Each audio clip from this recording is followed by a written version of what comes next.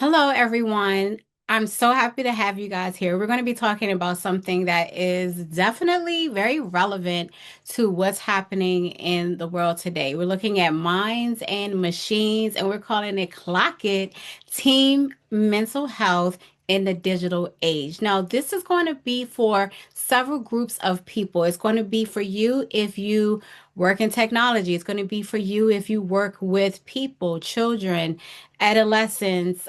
It's going to be for you if you've just kind of been feeling a little bit stuck about how you feel about AI or technology, if it's helpful, if it's doing anything to us as humans, and if you also have been wondering how do we actually just become more aware of how to use it if we're going to be using it. Okay, so that's going to be for you. Now, today we have two presenters. Myself, I'm Keisha Sando. I am the founder of Peaceful Mental Health Counseling Services. We've been around for some time. You can look us up. We are definitely based out of downtown Brooklyn, but we have multiple sites in multiple states. So definitely take a look at www.peacefulcs.com, and the information is going to be on your screen a little bit later on.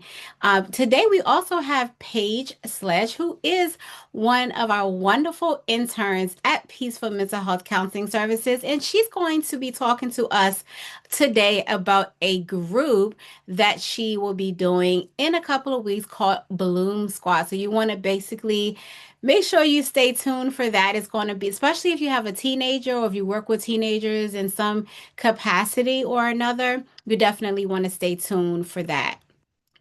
And so, in terms of our services, before we really kind of get into it, we provide counseling services, individual, family. We also do workshops. We do such as this. We also do trainings for different companies. We also provide a variety of different groups for different populations. But our main thing, if I were to say it, is probably going to be on trauma. So we work with a variety of populations, but our specialty is in trauma. So if that resonates with you or your organization, definitely go ahead and let us know.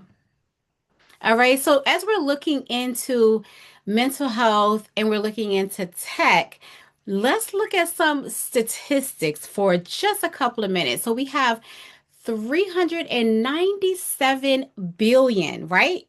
That's a huge number, but the mental health tech market is projected to reach $397 billion. That is like insane, but it's reflecting significant growth and demand for innovative solutions in mental health care.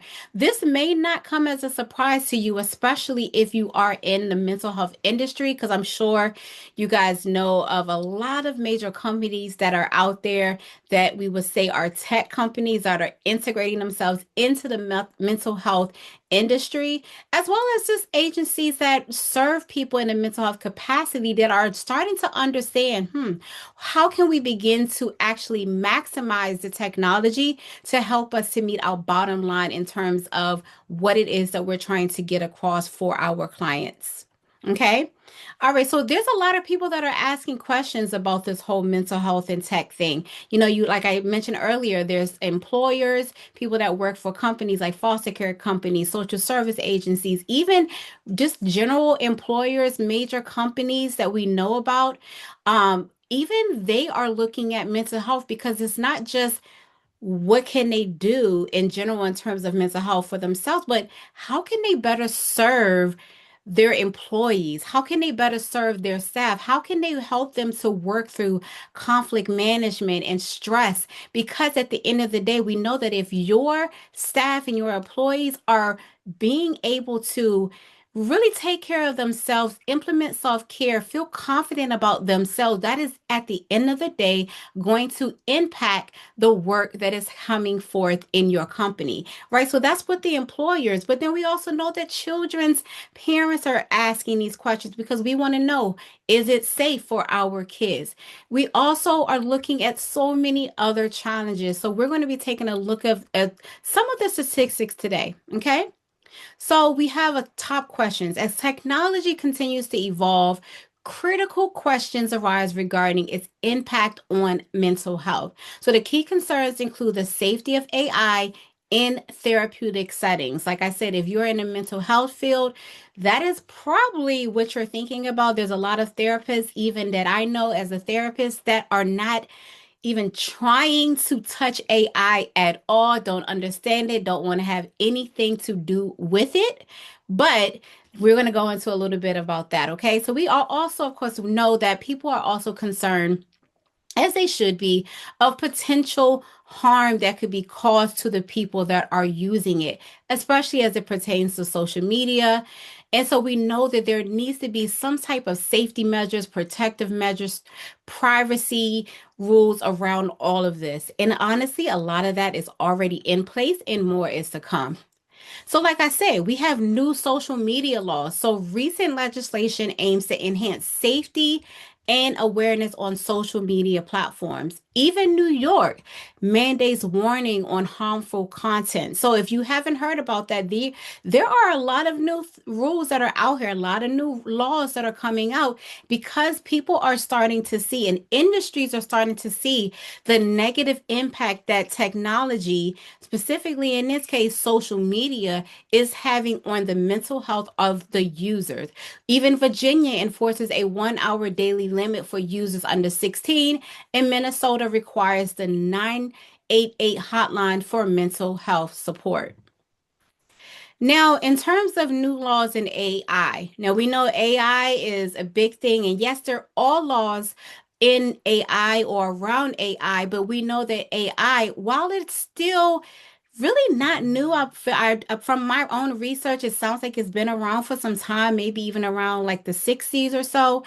But now, as because AI is learning every time it's being used, the more it's being used, the more it's learning, and it's actually going and growing at a rapid pace. So now, for most of us regular people, we're now starting to understand and really starting to use it. So that's where you have all the laws that have to be implemented for our safety. So, as the integration of AI in therapy expands, 11 states have begun regulating AI chatbots to ensure safety and effectiveness. This legislation aims to protect clients while fostering innovation in mental health support through technology. So this is just something that, and even honestly, by the time you see this, probably has changed because AI and the things around it, like I said, are changing rapidly. So you want to just kind of stay on top of the laws and even the statistics that I'm providing today. You really want to make sure that you are doing your own research because things are constantly changing. Okay. So we know that there are just so many things. So as you see, even Dartmouth, they are actually doing a Therabot trial, and they had that trial that showed 89% accuracy in predicting schizophrenia. It is actually showing what we would say would be more on the positive side and the benefits of utilizing technology. So yes, it can be harmful to us, but in many ways it is something that we can definitely use, okay? And as we talk about the risk of technology, as we embrace it, actually, we must confront the significant challenges. We can't be ignorant. We have to do our research. Like I said, there's ethic violations, safety crises, and potential population level harms that are critical issues that demand our attention. And so that's part of the reason why I'm bringing this up, because I know people that will be seeing this video will come from a variety of age groups, a variety of industries, a variety of populations of people that you work with. But at the end of the day, we all need to be informed about its use, about the risk, but also how we can maximize to help us as human beings. Okay, so 5 hours daily social media, the average time spent by teens. Now, if you think about it, probably you as an adult really listening into this realize that that is definitely not far-fetched. A lot of people are spending a lot of time on social media. Even if you're not exactly sure, look at your phone. I'm sure you'll be able to really see an average of how much you are spending on social media, how much you're spending on your phone, period, honestly. But we know that the increased risk happens when there is an increase in use of things like social media. And we know that it's impacting levels of depression and basically our overall mental health. Okay. So, especially cyber bullying, we know that this is a major threat. Now, I've been big on bullying in general in terms of speaking against it, but even more so, we are seeing an uptick on in cyber bullying threats, which makes sense because now we have AI. Now you can completely offend someone, talk about someone, create memes, and do all these things without even showing your face. So, a lot of people now realize that they can hide behind technology when it comes down to it. But it does not mean that it's okay. And people are still being impacted, being harassed, being taken advantage of through cyber bullying threats. Now, we also have technology's impact. Okay, so let's talk about that. The digital landscape can negatively influence teen mental health. The algorithms amplify social comparisons. We know about that. Everybody is looking on social media and seeing, oh, how do I compare at whether it's to the work that we're doing, the level of work that we're doing, how we look physically, our level of education, our level of competency, how much money we're making. There's a lot of comparisons happening on social media, and it does not matter how old you are. I would say, even from the young to the old, this is happening, right? And then we know that it has something to do with our dopamine loops that's fostering compulsive behaviors, that constant need to look at the phone, to scroll up, up, up, and up, trying to get that dopamine high. It is happening, and we have to realize that this is also something that is impacting even us in a physical way, even down to disrupting our sleep patterns. So, yes, it is true. You can look this up for further information. I'm just giving you a couple of things just in case you were dealing with some of these things and did not realize that you were being impacted by technology's impact. Okay.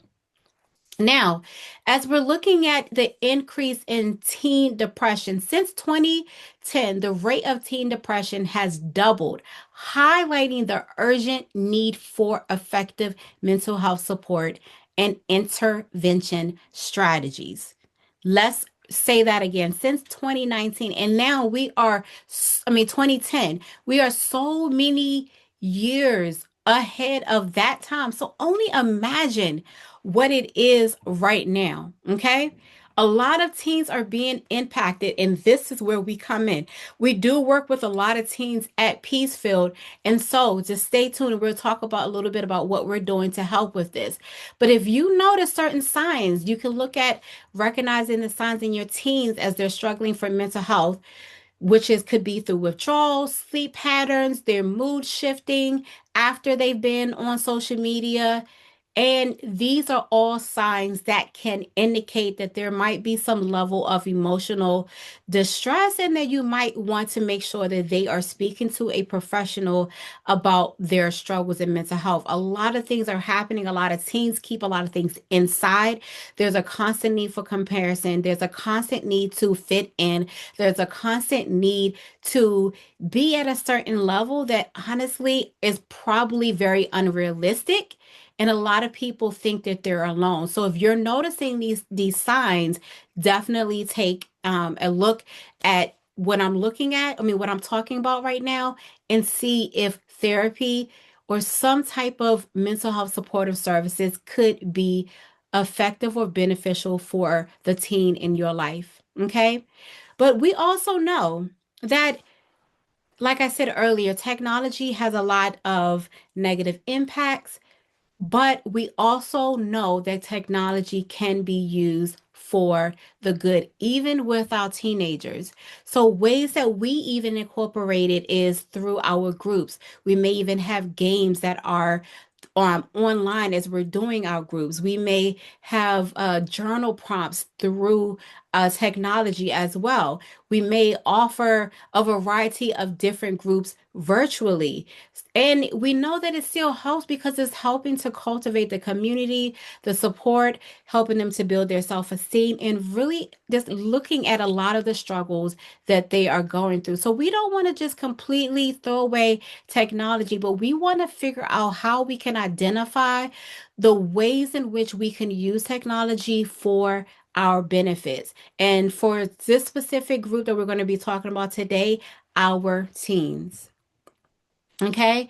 So we want to look at finding support through technology. We have crises lines. We have various assessments that people can use to maybe they're not ready to take that step to get into therapy, but maybe they're trying to really fine tune what it is that they're dealing with, trying to figure out if what it takes to even get into therapy. All these different things and answers to questions can be done and provided through technology. So we want to be able to continue, like I said, using the ways that we can support our families, the people in our lives through technology, not turning away from it.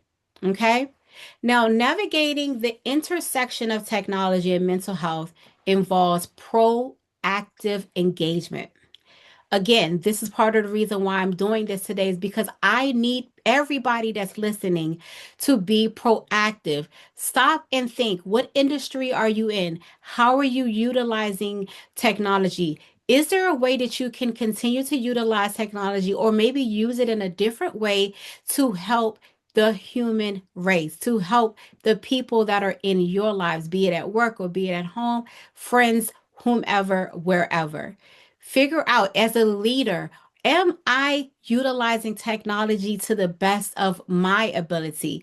Is there a way that I can encourage people to take care of themselves, to just really implement self care, to take care of their families, to do their work a little bit easier? Can I lessen the load from my employees? What is it that I can do as an employee to make my job a little bit easier, to be more effective, to make sure I'm getting the bottom line done, to make sure I'm basically hitting the deliverables at my job? Everybody plays a vital role in this process.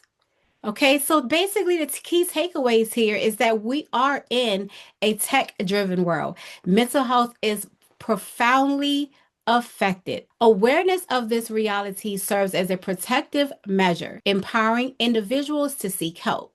Ultimately, fostering real human connections remains crucial in supporting mental well being, and the resilience in our communities. So I hope this was helpful. I'm going to turn it over to Paige, who's going to talk to you about the ways in which we are serving and looking forward to helping your teen girls. Hello, everyone, and thank you for being here. My name is Paige Sledge, and I'm Okay. excited to present the Bloom Squad to you all. This is a transformative 10-week self esteem group designed specifically for girls ages 12 to 18. This supportive space will empower participants to cultivate confidence, resilience, and a strong sense of identity through shared experiences and growth. You may ask, what is the Bloom Squad? The Bloom Squad is a supportive, trauma informed group designed for girls ages 12 to 18. We're meeting every Saturday from 11 a.m. to 12 p.m. starting April 25th through June 27th, 2026. This program focuses on safe space for personal growth and self esteem building. So, our therapeutic approach for the Bloom Squad will be to utilize evidence-based techniques such as cognitive behavior therapy, which is CBT. Our strengths-based approach encourages resilience and empowers girls to navigate challenges through supportive community engagement.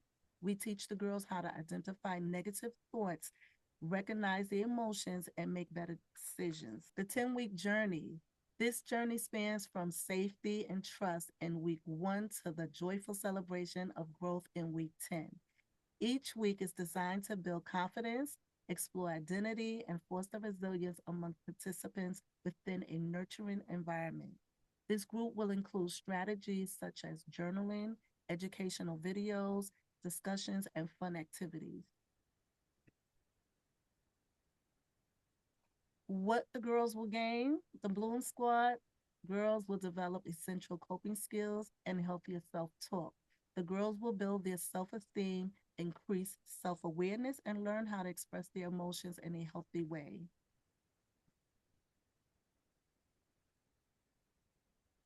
Ready to bloom? Join the Bloom Squad, a transformative 10-week program designed for girls from ages 12 to 18. This supportive group fosters self esteem, resilience, and personal growth through engaging activities, mentorship, and shared experiences, all in a safe and nurturing environment. Thank you, Paige, for the wonderful introduction to our group Bloom Squad. If you are interested in joining, definitely want to stay tuned, and then I will provide the link for you to go ahead and register for the group. So, before we get there, definitely want to make sure that you understand who it is that we are at Peaceful Mental Health Counseling, and if it is something that you want to kind of connect with us in terms of our groups or our individual therapy, or if you are looking for your company to have some workshops or just to do some training for your employees, this is also something that we offer. So we offer all of these things, even in consultation services as well. So definitely let us know if that is something that you're interested in. We'd welcome any kind of questions or any concerns that you have. Or maybe there's some things that we talked about today and you don't really get, or maybe there's some new things that you want us to provide more information or context for. So definitely let us know about those things as well. So, if you're interested in moving forward today in terms of individual therapy, couples therapy, or even family therapy, you can use our link here, sign up for therapy, and that you can get that through our QR code, or you can actually take a picture of a squad group, the QR code, and you can register there. Once you register for any of these things, we will get your information into our system, and then we will reach back out to you as soon as possible to give you further details.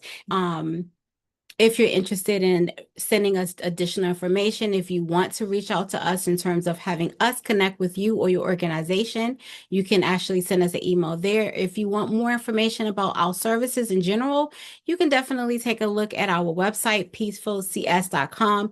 And lastly, if you just want to give us a phone call, we will definitely be ready and available to speak with you. 917-727-8437. Again, thank you for spending your time with us today, and we hope that you had a wonderful time. Take care.